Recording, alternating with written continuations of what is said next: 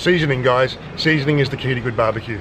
You can have all the barbecues in the world, but if you don't season your meat, it's not going to taste very great. I'm not going to go into the pros and cons of different seasoning types here, just make sure you use some.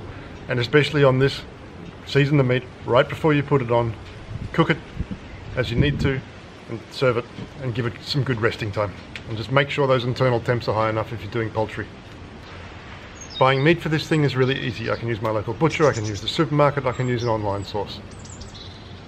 We've done prawns, we've done chicken wings, we've done chicken spatchcocked as I mentioned in those grates, we've done steaks, we've done burgers, we've done sausage, we've done satay, which is very popular here in the Netherlands, with pork and with chicken, with fried onions, all kinds of things. I haven't done fish, and I'm looking forward to trying that. So the fire's now burning down nicely. We'll be able to produce some coals in a minute, and I can show you how that works and then how I clean the grates and get on with cooking. Okay, this is really getting quite warm now, so I can't get the camera too close. But conceptually, once the fire gets to a certain point where you can start to see that the wood that was piled at the bottom is starting to turn, we can start to use this nicely provided gap here and start to pull some coals through.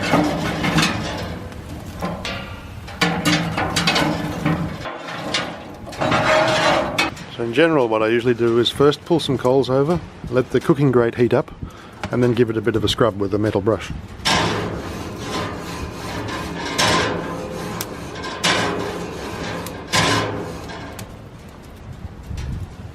Then we let that rest a little while all that residue that's been brushed off burns away.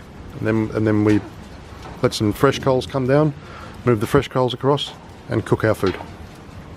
So here's a quick demonstration of the cooking grate. The cooking grate's there, I can get my hand on it, I'm nowhere near the fire, it's not too hot to touch, I'm not at risk of burning myself or singeing myself. And if there was a chicken here and a chicken here perhaps, this one's closer to the firebox, I would have an even covering of coals across the bottom, and I can very easily turn this over. I can very easily come along and inspect my temperatures, make sure that the chicken is safe to eat, and I can also lift it out and take it over the other side so that the other side of the chicken, or the other chicken, is now next to the firebox on the other side of the grill. As I said, this side here is always hotter than this side here, just by virtue of the fact that there's a big fire burning there. So it's important to keep rotating things, or in the case of chickens in that grill, use the other side. Now if you're going to use the other side, of course, that implies that possibly you need more coals, which is going to consume more wood, and you're going to have to wait longer before you can cook, because you need to wait for a good build-up of coals down there below the firebox.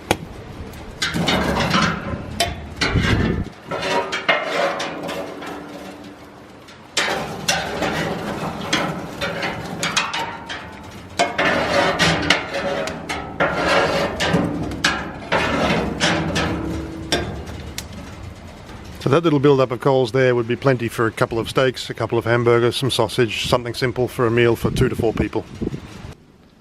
I think it's worth spending just a little bit of time talking about barbecues in general. I've had gas barbecues, I've had Weber kettles, I've got a Weber Smoky Mountain, and now I have the Braaimaster Braai. How do they compare? Each one is slightly different, of course, and each one is slightly idiosyncratic in its own ways. I have a Weber Smoky Mountain because I do like to smoke meat. I really enjoy smoked ribs, brisket particularly. So the Weber Smoky Mountain has its place, and I think anyone who likes to smoke needs some sort of smoker. I also have a Weber kettle, and I've had that for many years. What I started to get a little disillusioned with over time has been the use of briquettes.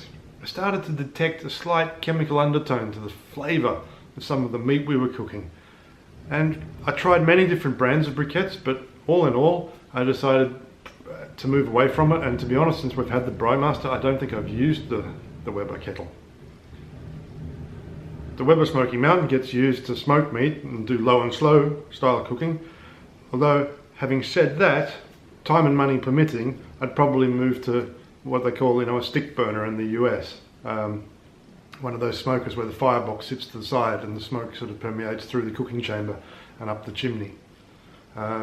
Those are readily available here in the Netherlands now, and I'd probably look at that to replace the Smoky Mountain at some point, thus moving away from the use of briquettes in general and completely. Gas barbecues, I haven't had one for years. Gas barbecues are fantastic. You know, it's instant on, instant heat, cook. I think if that's what you want to do, great. If you want to really experiment and you know, extend your cooking skills, I think something that creates fire is going to give you a better result. And really, I mean, the selling point for the Braaimaster for me was this heat source. The concept of an open fire in my garden, you know, in a country where the climate's like this, is just awesome. So I think everything, like any tool, everything has its purpose, has its use, has its strong points, has its weak points. The Braaimaster for me has become pretty much a one-stop shop, unless I want to smoke meat. And by smoking meat, I mean low and slow. And guys, I have no affiliation, commercial or otherwise, with Braaimaster here in the Netherlands. I just have been really very impressed with their product, and I want you to get a good first-hand impression of that, and perhaps some, you know, I'd be very interested to hear from anyone else that wants to share their experiences of it. I've got nothing against Weber. They have a long and rich history of producing fantastic grills and barbecues for the international world. I think, and long may they continue to do so. I've just started to develop a smaller version to using briquettes in general. Well guys, that's really it. My face is a bit flushed from that fire. Really nice, right? I hope that was helpful. Again, no question in my mind, the Braaimaster is an authentic South African style braai. I really recommend this product. No question, it's been very well made, and a lot of thought has gone into its manufacture. The rest is really up to you. You have to get good quality meat, you need seasoning, and you need the right tools to be able to cook it adequately.